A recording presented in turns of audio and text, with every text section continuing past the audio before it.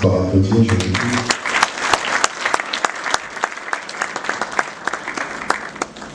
Alors, ministère des droits humains, regardez.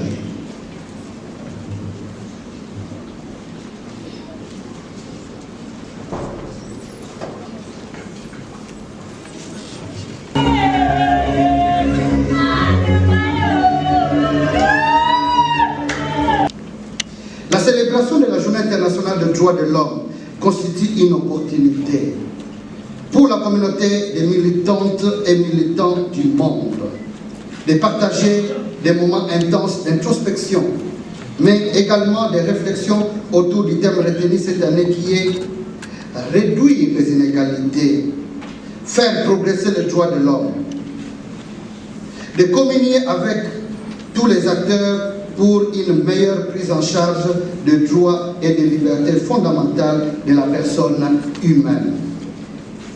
La République démocratique du Congo, par le biais du ministère des Droits humains, saisit également cette opportunité pour célébrer la mémoire de tous les défenseurs des droits humains qui ont eu à donner leur vie afin de faire progresser le droit de l'homme.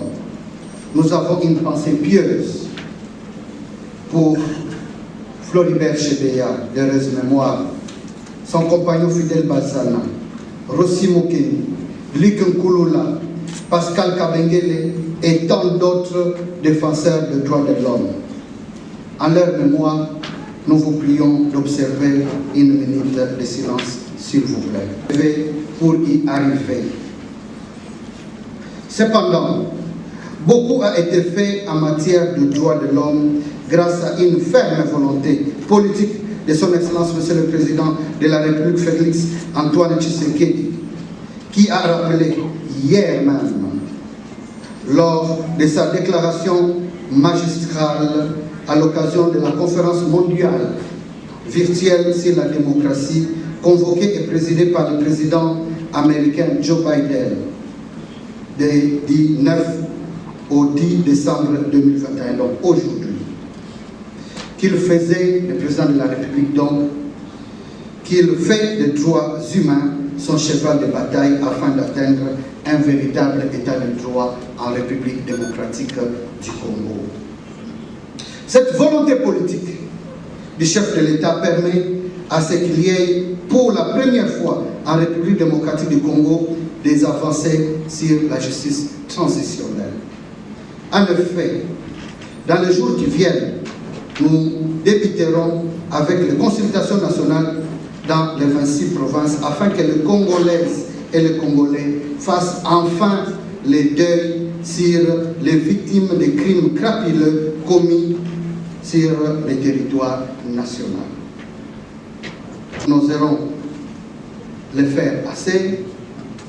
Le Bureau conjoint des Nations Unies, particulièrement son directeur, M. Abdoulaziz Thioye, ici présent, directeur, je disais, du Bureau conjoint des Nations Unies aux droits de l'homme, pour s'être associé à nous, ainsi que toute l'assistance, vous tous ici présents, pour avoir accepté de célébrer avec nous la Journée internationale des droits humains. Aussi, ainsi, frappons un H,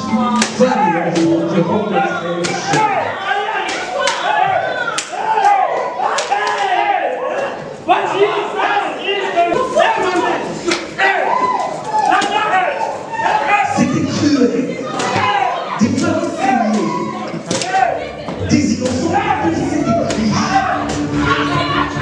C'était un massacre, un véritable carnage. Laissez-moi! Aïe!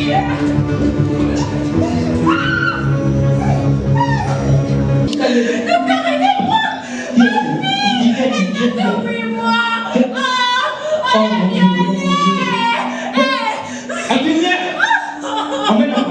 Mais enfant! Mais comment c'est arrivé, madame? Comment c'est arrivé? Oh mon Dieu! Wow.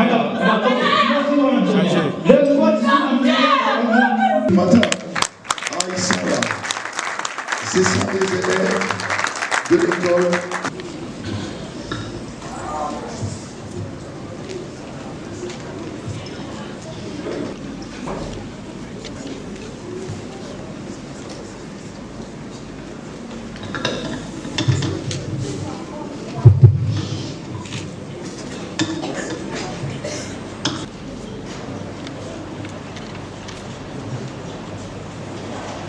Est-ce qu'on peut... Notre présence en ce lieu se justifie par le fait que, devant les actes de violence et de barbarie qui révoltent la conscience de l'humanité, nul ne peut rester indifférent. Parce qu'il existe des lois, oui, la Déclaration universelle des droits de l'homme que nous vous présentons constitue l'essentiel de ce dont tous les êtres humains doivent connaître.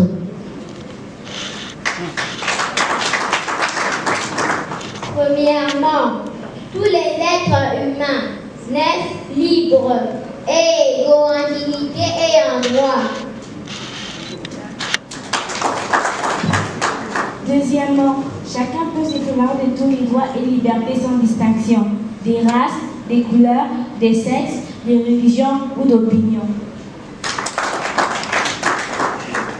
Tout individu a droit à la vie, à la liberté et à la sûreté de sa personne. L'esclavage et la traite d'esclaves sont interdits sous toutes ses formes. Nul ne sera soumis à la torture, ni à des peines ou traitements cruels, inhumains ou dégradants. Chacun a le droit à la reconnaissance en tout lieu de sa personnalité juridique.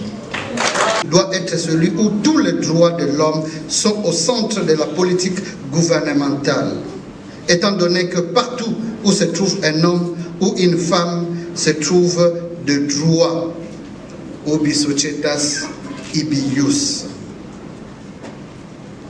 Des droits qui doivent être impérativement protégés. Et cette tâche est dévolue aux gouvernants que nous sommes. La célébration de la Journée internationale des droits de l'homme est considérée comme spéciale pour le ministère des droits humains parce que la protection et la promotion des droits font partie des attributions qui lui sont dévolues par la loi et donc en constituent ses priorités par essence. En effet, le miroir d'un pays se cristallise par la façon dont les gouvernants traitent leurs gouvernés. De telle manière qu'on ne peut se voiler la face devant les réalités d'aujourd'hui, à savoir les graves violations des droits de l'homme et du droit international humanitaire qui continuent à sévir au sein de notre population.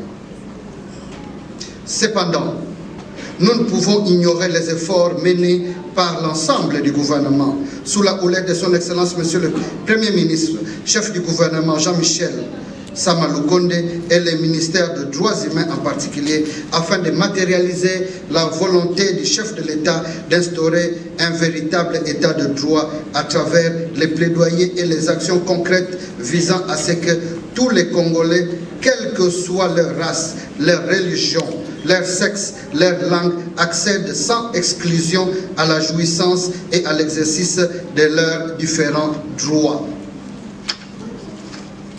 La République démocratique du Congo s'efforce, autant que faire se peut, de mettre en place des éléments catalyseurs susceptibles de favoriser l'instauration de cet état de droit voulu par tous et ainsi démontrer à la face du monde que le Congo d'hier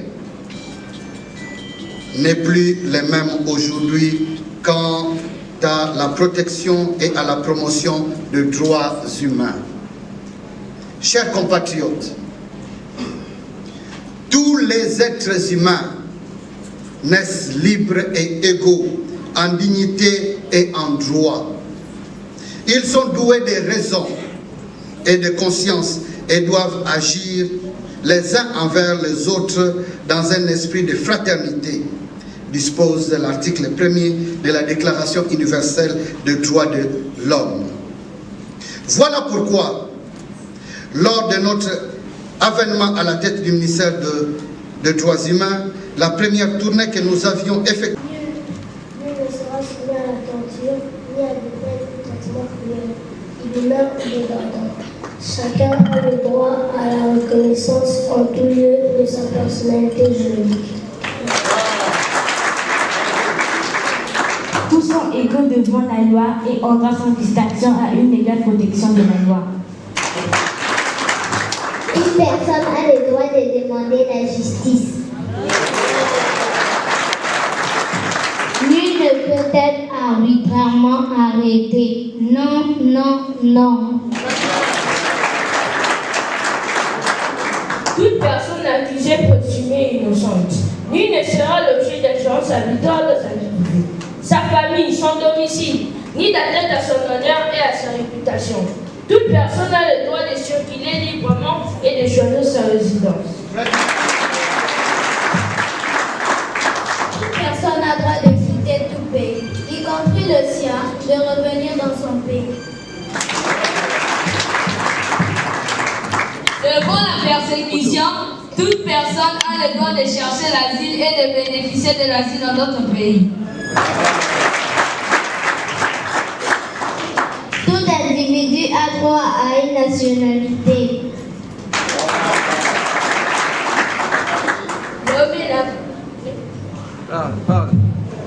L'homme et la femme sans aucune restriction quant à la race, la nationalité ou la religion ont le droit de se marier et de fonder une famille. La famille est l'élément naturel et fondamental de la société, a droit à la protection de la société et de l'État. Nul ne peut être arbitrairement privé de sa propriété. Toute personne a droit à la liberté d'expression, de pensée, de conscience et de religion. Toute personne a droit à la liberté d'association et de réunion pacifique. Toute personne a le droit de prendre part à la direction des affaires publiques de son pays.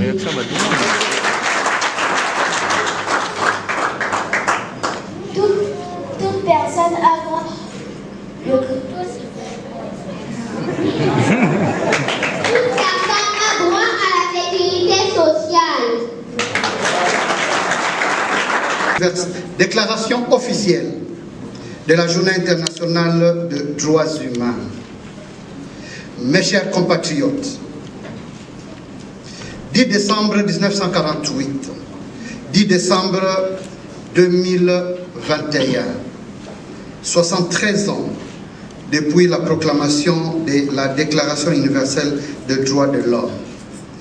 Déclaration considérée comme la feuille de route mondiale en matière de liberté et d'égalité et qui protège chaque personne en République démocratique du Congo sans considération des races, des religions, des tribus, des langues ou des sexes.